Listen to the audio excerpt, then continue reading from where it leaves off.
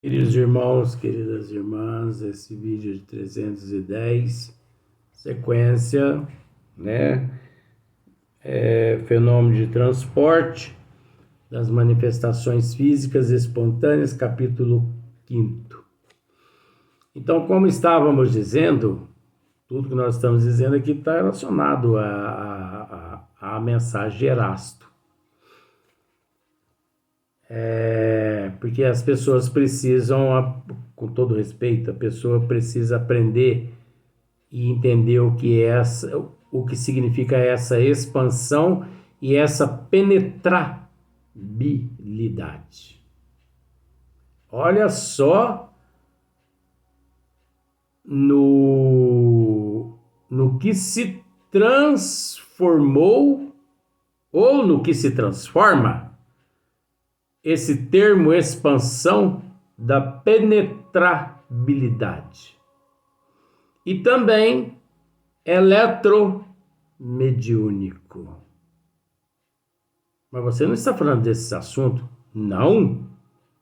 Que isso? Já vai para o terceiro vídeo que eu estou tratando desse assunto.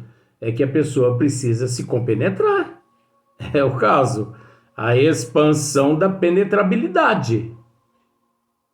Se a pessoa não se compenetra, ela não capta, né? Então,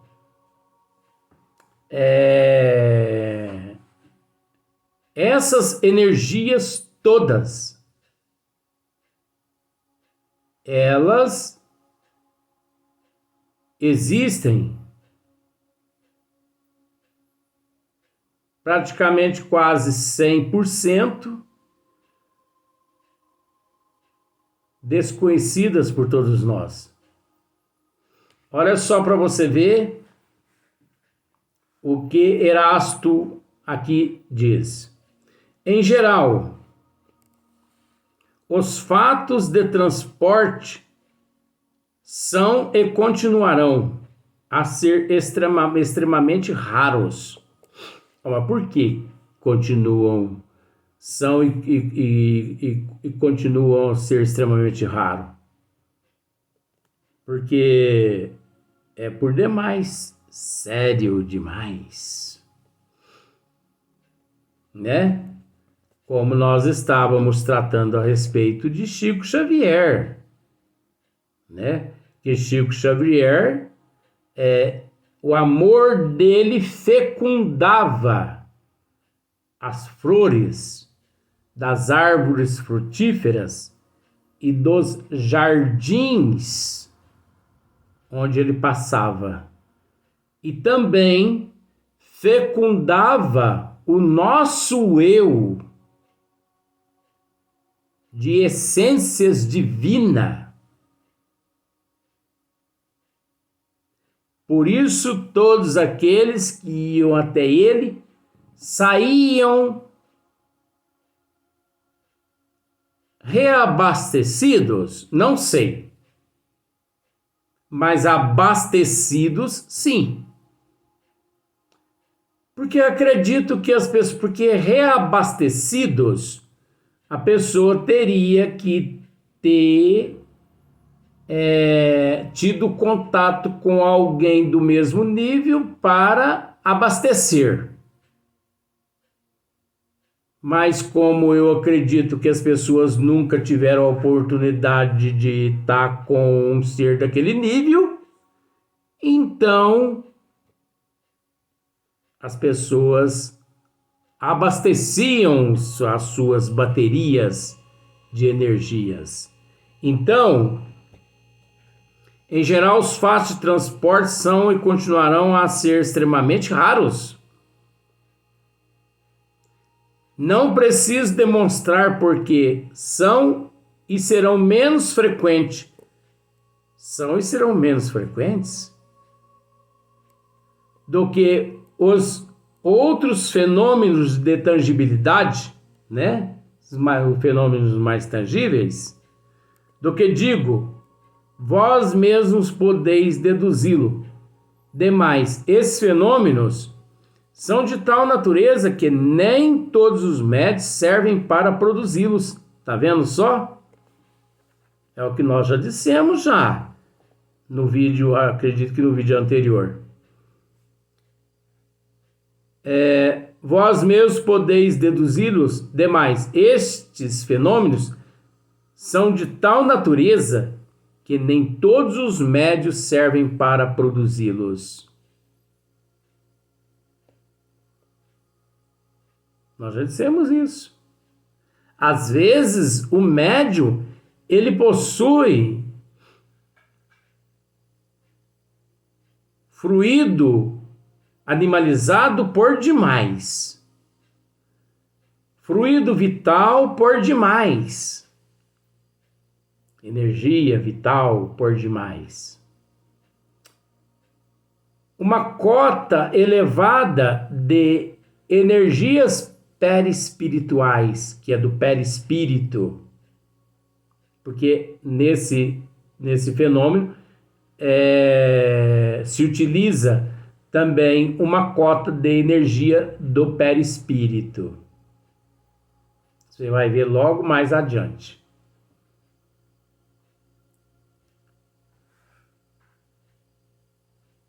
Mas, se o médium encontra-se intoxicado por, seja lá qual for a toxina, cafeína, álcool,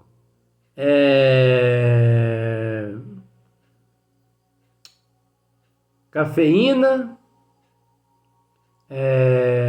álcool, né? Nicotina, azedume, mágoa. Por isso que nós temos que estudar, gente. Porque nós aprendemos.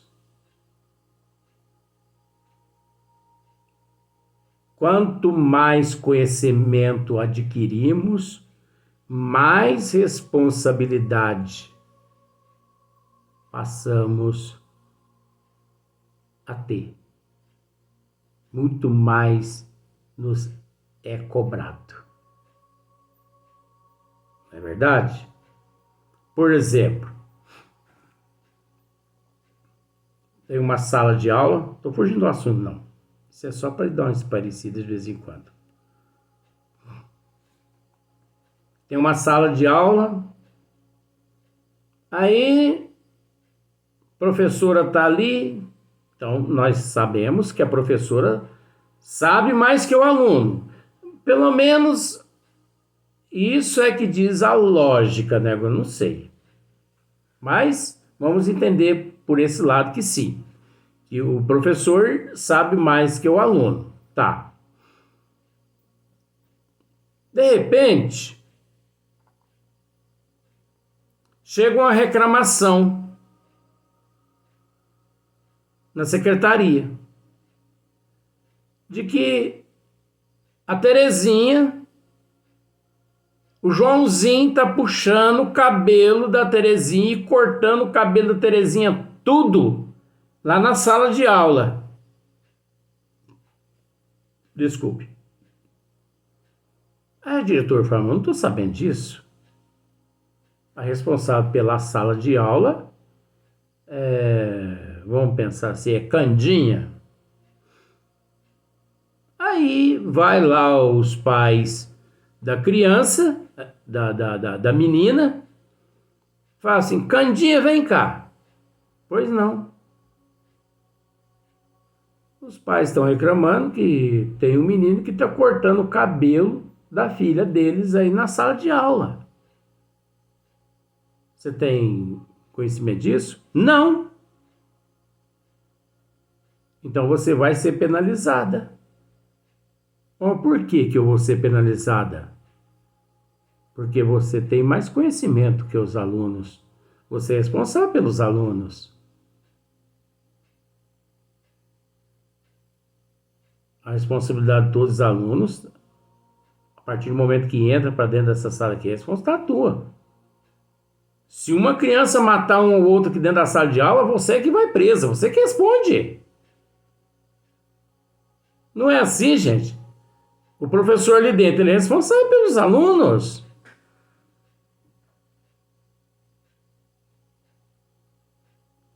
Então é a mesma coisa com relação aos desígnios das leis de Deus.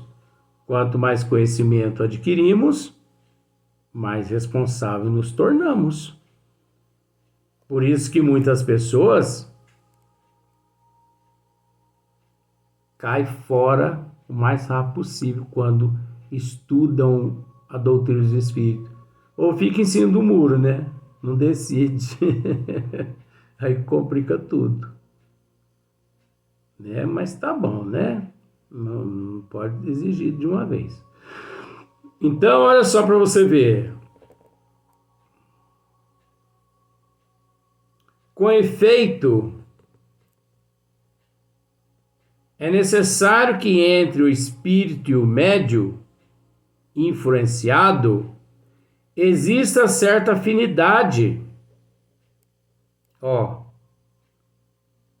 Com efeito, é necessário que entre o espírito e o médium influenciado exista certa afinidade, certa analogia, em suma, certa semelhança capaz de permitir que a parte expansiva do fluido perispíritico, olha só, onde entra a parte expansiva do fluido perispírito, do fluido do perispírito, do encarnado, se misture, se una, se combine com o do espírito que queira fazer um transporte.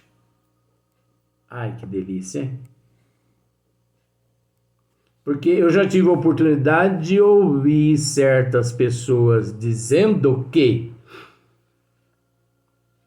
o perispírito não participa em momento algum das manifestações físicas espontâneas e inteligentes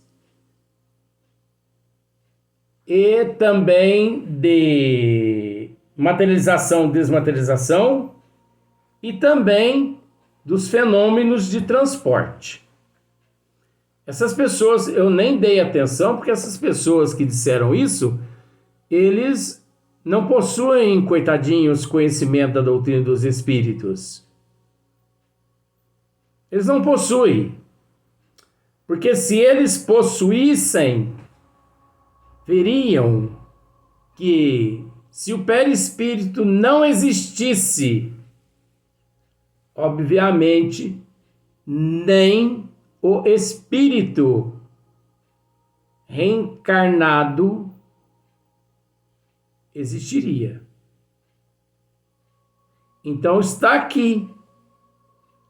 Com efeito, é necessário que entre o espírito e o médium influenciado exista certa afinidade, certa analogia, em suma, certa semelhança capaz de permitir que a parte expansível do fluido perispíritico do encarnado se misture, se una, se combine com o do espírito que queira fazer um transporte.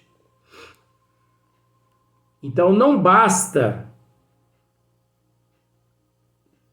o fluido animalizado, no caso do transporte, fenômeno de transporte.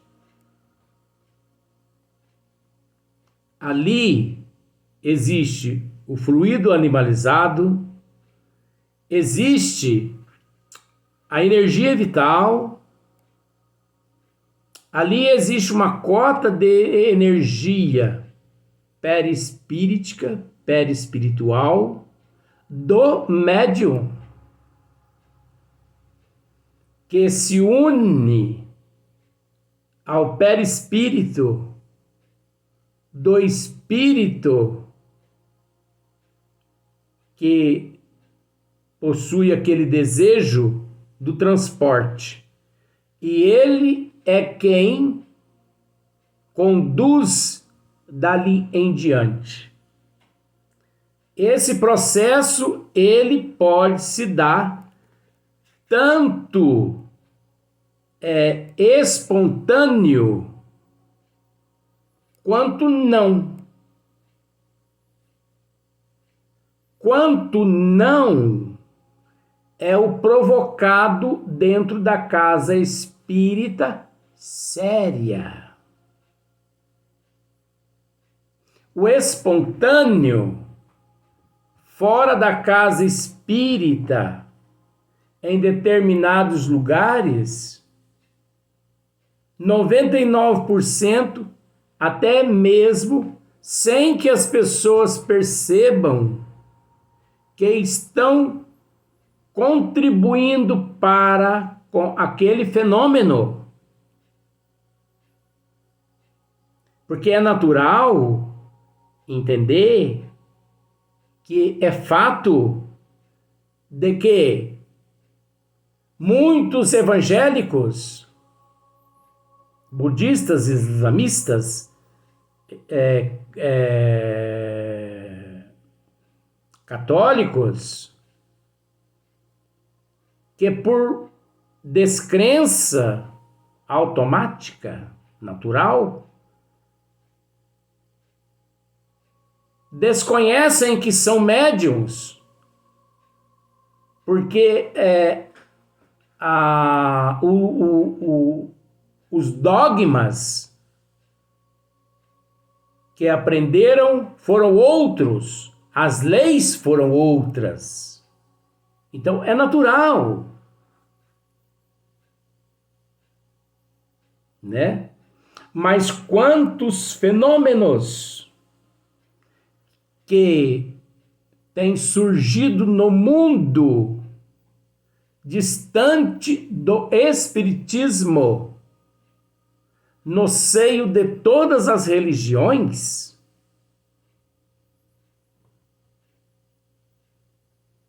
que são tidos como paranormais, maravilhosos, milagres, miraculosos. É verdade? Que para o espiritismo não passa-se de fenômeno natural, mas onde queremos chegar é que aqueles fenômenos que nestas denominações ocorrem são produzidas pelos próprios adeptos, inconsciente, espontaneamente, imperceptivelmente, sem saber que são eles os adeptos, os responsáveis por aquelas manifestações daqueles fenômenos, juntamente com aqueles espíritos, com aquelas pretensões, com aquelas aptidões, né? Porque o que importa para o espírito nestas condições é se o indivíduo é detentor do fluido ou não. Nestas condições, o espírito, ele não procura ver qualidades morais, culturais e intelectuais, porque são charlatões, mistificadores, zombeteiros, são espíritos chulos.